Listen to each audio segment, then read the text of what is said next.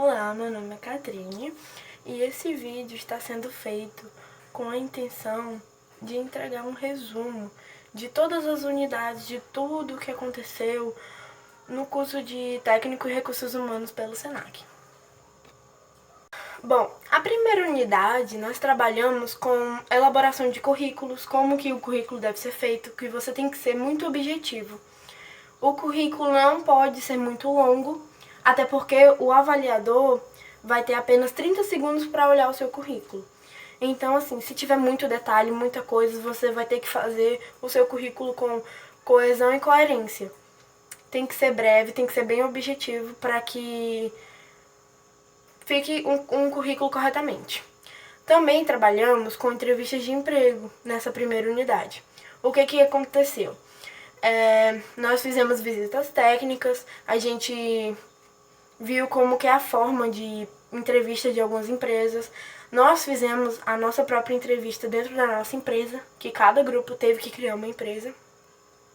Então, assim, na entrevista de emprego, você aprende a se comportar, a se vestir. Você não pode ir com roupa vulgar, você não pode ir com roupa colada, você não pode ir com a maquiagem extravagante.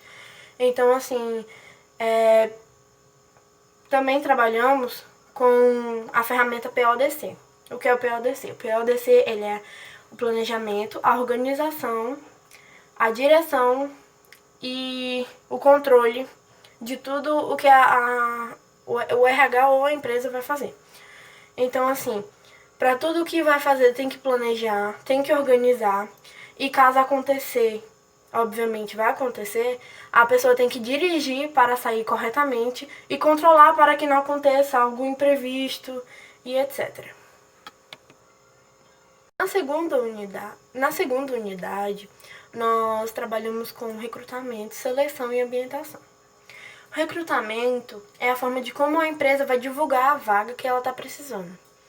Por exemplo, uma empresa de supermercado, um supermercado, está precisando de vaga para operador de caixa. O que ele vai fazer? Ele pode abrir um edital dizendo todas as competências que essa pessoa tem que ter, a idade, a formação, os cursos que ela tem. Ou então ele pode divulgar nas redes sociais, ou até mesmo no site, ou em cartazes, em panfletos. Esse é o meio de recrutamento. A seleção seria mais desde a entrevista da pessoa até o momento que vai contratar ela. Aí vê a maneira que a pessoa trabalha em equipe, vê se a pessoa sabe falar corretamente, se a pessoa se veste bem, se a pessoa não se atrasou para a entrevista. Então, todos os pontos importam. E a ambientação é a maneira de como a empresa vai lidar com esse novo funcionário. Por exemplo, eu contratei um funcionário novo na minha empresa e eu preciso fazer a ambientação dele. O que seria isso? Eu mostrar para ele toda a empresa, todos os setores, apresentar as pessoas, mostrar como é que é a rotina, mostrar o que essa pessoa vai fazer dentro da empresa. Muitas das vezes as empresas não fazem isso. O que elas fazem? Contratam a pessoa e simplesmente deixam ela lá fazer o serviço dela. E a pessoa, muitas das vezes, também não sabe o que ela vai fazer na empresa. Então, assim, é muito importante a ambientação, para que o funcionário sinta-se mais, digamos que, à vontade. Que ele se sinta mais... É isso aí mesmo. Na terceira unidade, estudamos sobre as relações do empregador com a justiça. No caso, a empresa com a justiça. Quem seriam os melhores funcionários para representar a empresa numa situação de, por exemplo, um funcionário denunciar a empresa. Digamos que eu trabalhei numa empresa e lá eles não assinaram minha carteira por um ano, só queriam assinar a carteira depois de um ano. E aí eu fui na justiça, queria os meus direitos e tudo mais, e coloquei a empresa na justiça. Fui lá no Ministério do Trabalho e denunciei a empresa e tudo mais. Aí o que aconteceu? Foi feita uma audiência e a empresa teve que escolher um preposto. O que é esse preposto? O preposto, ele é o representante da empresa. ele é uma pessoa, a pessoa pode ser do RH, ele pode ser o zelador, ele pode ser qualquer pessoa na empresa. Porém, ele tem que conhecer muito bem a empresa, ele tem que conhecer tudo o que acontece na empresa. Porque pode acontecer perguntas que o juiz pode fazer no dia da audiência que essa pessoa talvez não saiba responder. Então, assim, se a pessoa não souber responder, então quem ganha vai ser a pessoa que denunciou. Ou seja, nesse caso, eu ganharia se o preposto não fosse realmente preparado. Também trabalhamos com a testemunha da empresa. A testemunha, ela não pode ser uma pessoa muito próxima do preposto. Por exemplo, o preposto da empresa Gazin é a gerente da loja do centro. E a testemunha vai ser uma vendedora que é muito amiga dela. Então, assim, elas podem ser amigas, podem confundir a relação e tudo mais. E pode dar errado no dia da audiência. Além do preposto saber conhecer muito bem da empresa, ele tem que saber dos direitos trabalhistas. Por exemplo, um ex-funcionário denunciou a empresa e tudo mais, e esse preposto tem que saber dos direitos trabalhistas, tanto quanto qualquer outro funcionário tem que saber. Então, assim, o preposto bem preparado, a empresa pode ganhar nesta causa. Mas é muito difícil uma empresa que ganhou uma causa com um ex-funcionário que denunciou. Outra coisa também que o preposto também tem que saber fazer é conhecer sobre negociações. Ele tem que saber negociar durante a audiência para que a empresa também não saia perdendo e muito menos a pessoa que denunciou.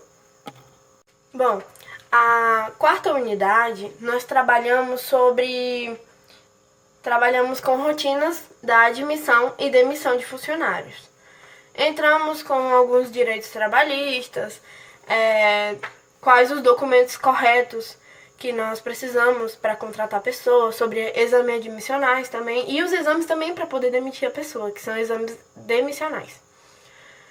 Ficamos também estudando também sobre o FGTS, que é o Fundo de Garantia por Tempo de Serviço, e quais os momentos que essa pessoa pode sacar esse FGTS, que só são em 2 momentos. O primeiro seria se a pessoa foi demitida sem justa causa, aí ela tem o direito de sacar o FGTS, e o segundo momento seria se o governo criar um decreto para poder sacar o FGTS. Então, em um desses momentos. Por exemplo, nessa segunda opção que eu acabei de falar, poderia, digamos, nesse tempo de pandemia, poderia sim criar um decreto para que alguns trabalhadores pudessem sacar esse fundo de garantia, tanto para ajudar na economia do país, quanto para ajudar nas pessoas que também estão necessitando em casa. Na quinta unidade, estudamos sobre benefícios legais e espontâneos. O que seriam esses benefícios? Os benefícios legais, no caso, seriam o salário, ele é um benefício legal, o FGTS, o INSS, o Vale Transporte. E também tem alguns benefícios espontâneos, por exemplo, o Vale Alimentação, o Vale Cultura. Tem algumas empresas que trabalham com o Vale Gasolina. Não é obrigatório, mas tem algumas empresas que trabalham com isso. Por exemplo, empresas como lanchonetes, eles trabalham com o Vale Gasolina para os entregadores que trabalham de carteira assinada para eles e não precisam do Vale Transporte, digamos, o cartãozinho do ônibus. Então, assim, alguns benefícios espontâneos só tem dentro da empresa de acordo com acordos coletivos entre a empresa e os funcionários. Na sexta unidade, foi abordado o assunto de folha de pagamento. O que seria essa folha de pagamento? Todo mundo conhece ela como olerite, contra-cheque. E o que contém neste documento? Nesse documento contém o salário da pessoa e a remuneração. Qual é a diferença entre salário e remuneração? O salário é o benefício que a pessoa vai ganhar por tempo de trabalho. Por exemplo, eu trabalho 220 horas por mês, então eu vou ter o meu salário. Agora, a remuneração é o salário mais os benefícios, ou seja, o INSS, o FGTS, o Vale Transporte, digamos, gratificações. Nós também tratamos com periculosidade, insalubridade, horas noturnas. Então, assim, no contra-cheque tem que contar tudo sobre a jornada de trabalho desse funcionário. E também sobre a folha de ponto, porque lá também vai ver o horário, se a pessoa fez carga, digamos que horas extras dentro da empresa. Ou se ele chegou atrasado, ou se ele saiu mais tarde, o horário de almoço. E também entra as negociações para não ocorrer horas extras, digamos, absurdas dentro da empresa e na jornada de trabalho do funcionário. Na unidade 7, nós trabalhamos com cargos, plano de cargos e salários. O que é? É um documento que toda empresa tem que ter, contendo todos os cargos dentro da empresa. Por exemplo, no supermercado tem vários setores. Tem o setor da administração, o setor de vendas, tem o setor da alimentação e vários outros. Então, assim, o plano de cargos dele, o que teria que ter? Em ordem alfabética, todos os cargos contidos dentro dele. Por exemplo, administrador, operador de caixa, açougueiro, zelador, vigia, cozinheira. E dentro desse documento tem o CBO, que é a Classificação Brasileira Ocupacional. O que é esse CBO? Ele é, digamos que um código para cada cargo existente. E cada cargo desse tem uma função. Por exemplo, a diferença entre o auxiliar e o assistente. O auxiliar, ele só vai auxiliar digamos, em alguns serviços. Ele não vai poder executar o serviço diretamente, ele só vai poder ajudar a fazer aquele serviço. O assistente, não, ele já vai poder ir diretamente fazer. Porém, o CBO do auxiliar e do assistente podem ser os mesmos, mas na descrição da função dele pode ser diferente. Então, é muito importante na empresa ter o plano de cargos e salários, que lá vai conter os salários das pessoas, a função de cada uma, o nome do cargo, que também vai estar na carteira da pessoa, o CBO também vai estar na carteira da pessoa. Então, assim, deixa tanto a empresa informada, no conjunto todo, de funcionários e o empregador, quanto nos clientes, para saber mesmo para ver que a empresa é organizada, que tem tantos cargos dentro dela. Na 8ª unidade, trabalhamos com treinamento e desenvolvimento. E ficamos sabendo que para existir um treinamento, a empresa tem que avaliar, tem que fazer uma pesquisa interna em digamos que todos os setores, tanto de vendas quanto administrativo, fiscal, o setor de RH, tudo. Tem que haver uma avaliação para saber as competências dos funcionários, para poder haver digamos que esse treinamento. E depois que haver o treinamento, vem uma segunda avaliação, que seria para saber se a pessoa evoluiu, se ela teve esse desenvolvimento, se ela está apta àquele cargo ou se a pessoa pode, digamos que, ir para um outro setor. Já na unidade 9, que tem relação com avaliações de desempenho, trabalhamos muito com feedbacks. O que seria isso? Seria aquela avaliação retorno que você recebe de uma pessoa. Por exemplo, tem avaliações dentro da empresa que são 180 graus. Ou seja, do empregador para o empregado. O empregador diz o que ele acha do trabalho dele e tudo mais. E, no caso, ele faz uma avaliação para o funcionário, para ele mesmo, e a pessoa recebe, digamos que esse comentário, esse feedback. Também tem a avaliação 360 graus, que também é muito utilizada. Ou seja, 360 graus é como se desse um giro em toda a empresa. A avaliação é desde o empregado digamos que do nível mais baixo do organograma, até o mais alto. cada um vai fazendo uma avaliação de todos e coletivamente, que também ajuda, e assim, tendo uma avaliação de desempenho bem, digamos que legal dentro da empresa.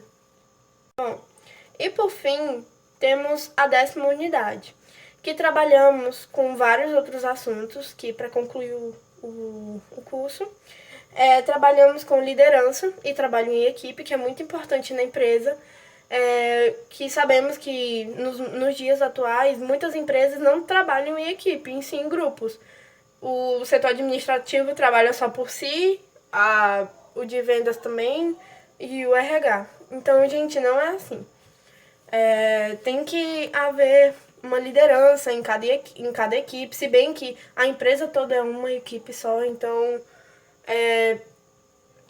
tem que saber trabalhar no coletivo, porque se não souber, é capaz de a empresa não ir para frente. Também trabalhamos com qualidade de vida no trabalho, de como o funcionário tem que sentar corretamente, a mesa, se a mesa está correta, se a cadeira está correta, se o computador está correto, a luz, digamos que as cores das paredes estão corretas para não ficar muito claro. Então, tudo isso envolve na qualidade de vida do trabalhador.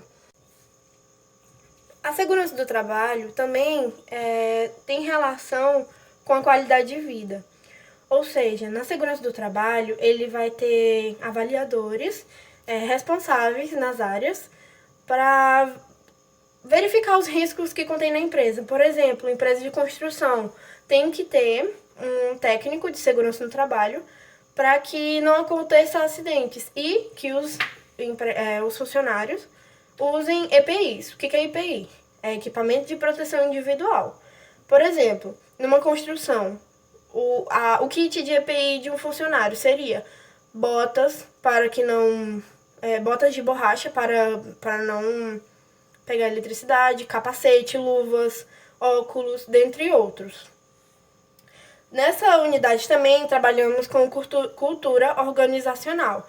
Isso vem de toda a história da empresa, se as funcionárias, digamos que a empresa é evangélica e as funcionárias têm que ir de saia, se a empresa trabalha muito com marketing, se vem toda a história antepassada do começo da empresa, dos rituais que fazem dentro da empresa. Então, digamos que tudo o que aconteceu e que acontece é muito importante. E também não podemos esquecer da diversidade dentro da empresa. Assim, não tendo, digamos que, preconceito. Porque muitas empresas deixam de contratar pessoas por causa de religião, por causa de gênero. Então, assim, gente, não pode. Tem que respeitar, tem que... Digamos que só por uma pessoa ter uma opção sexual diferente das outras, não significa que ela seja incapaz de trabalhar naquela empresa. E aqui eu concluo o meu resumo do curso técnico em recursos humanos, orientado atualmente pela professora Conceição Moura. Obrigada.